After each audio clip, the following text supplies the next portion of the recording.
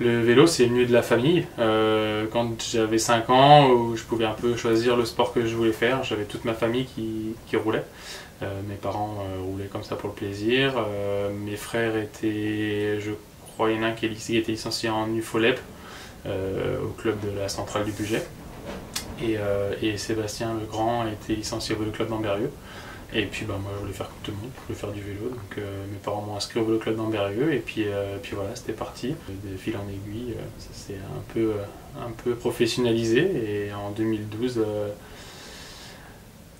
j'ai passé le cap, j'ai réussi à trouver un contrat professionnel et voilà, depuis ça dure.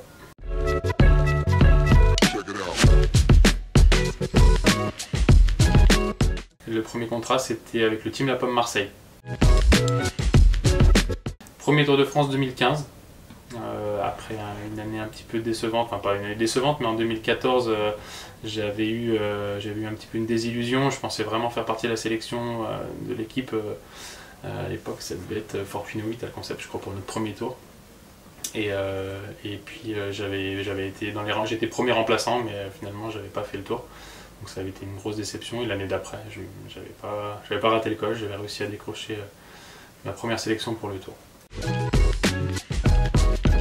Le premier, il était quand même particulier parce que c'est le premier. Et après, chaque année, il y a des bons souvenirs, il y a toujours une réussite à un moment donné. Enfin, l'avantage sur les courses, sur les grands tours de 3 semaines, 21 étapes, il y a forcément un jour où ça se passe bien et on a des souvenirs différents qui se forgent. Après, j'ai pas un meilleur souvenir sur un tour, mais c'est vrai que le premier tour, il a une saveur particulière d'arriver sur les champs. Je pense que c'est peut-être ça. Si je dois retenir mon meilleur souvenir, c'est ma première arrivée sur les Champs-Élysées avec la patrouille de France qui passe au-dessus. Ça c'est un souvenir, c'est inoubliable. Ça a été une année, 2020 a été une année très très particulière avec la situation sanitaire mondiale. En début d'année, on avait commencé à avoir des petites alertes en mode voilà, il y a le virus, comment ça va se passer. Et je pense qu'on n'avait pas pris la mesure de la pandémie.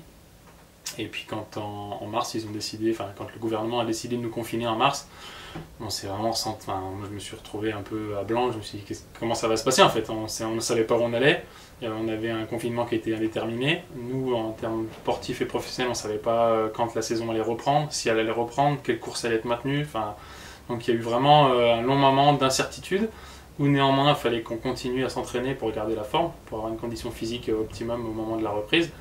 Et en fait c'était un peu comme, c'est vraiment travailler pour rien, Au moment où on le fait, on ne connaît pas du tout les tenants et les aboutissants et on ne sait pas du tout quel but on le fait. Et moi à ce moment-là dans ma tête je me disais, mais si on fait une saison blanche, s'il n'y a aucune course qui a lieu, de faire 17 heures d'home trainer par semaine, entre 10 et 17 heures d'home trainer par semaine, pour rien, 17 heures d'home trainer c'est éprouvant à rouler dans le vide en regardant un mur, c'est un peu, même s'il y a des plateformes qui existent maintenant pour faire des simulations de courses sur ordinateur, ça vaut pas le vrai quoi. Je dirais dans la nature, à la base quand on fait du vélo c'est parce qu'on est un amoureux de la nature, parce qu'on aime ça, et là pendant 2 mois, même s'il y avait des avantages, le confinement on était à la maison alors qu'en temps normal on est parti quasiment toute l'année. C'était agréable dans certains sens parce qu'on profitait d'une vie de famille qui est, on va dire, trop peu présente habituellement. Et là, on avait cette vie de famille. Par contre, on n'avait plus notre échappatoire. Moi, j'avais plus mon échappatoire et c'était un peu compliqué parce que on avait cette sensation de pouvoir profiter sans pouvoir aller à l'extérieur. C'est comme si vous prenez des vacances, comme les gens qui ont dû prendre des vacances pendant le confinement. C'était un peu... j'ai pas le mot qui définit la situation, mais c'était pas forcément agréable professionnellement parlant en tout cas. Ça avait un petit truc en moins quoi, on n'avait pas, la douleur aux jambes elle arrivait beaucoup plus vite. C'est difficile à définir pour quelqu'un qui n'a pas forcément l'habitude d'aller au bout de soi, au bout de l'effort. Mais c'est vrai que pendant un tour normal avec l'ambiance et la dynamique qu'il y a autour de l'épreuve, limite la douleur aux jambes on la sent quand on arrive au bus parce que justement il y a plus cette ambiance alentour, et là c'était limite pendant que tu attaquais tu sentais que ça allait pas durer très longtemps parce que il y avait personne qui t'encourageait, tu n'avais pas beaucoup de motivation quelque part et c'était un peu plus délicat.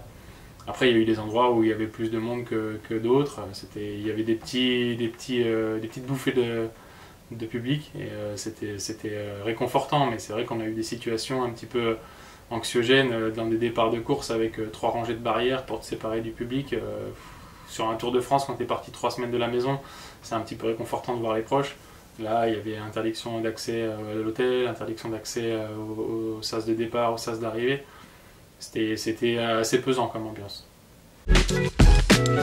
Donc là, on est en préparation pour 2021, la reprise de la saison prochaine. On ne sait pas trop à quelle sauce on va être mangé, puisque le Covid n'est pas terminé. Il y a encore pas mal de cas positifs du virus.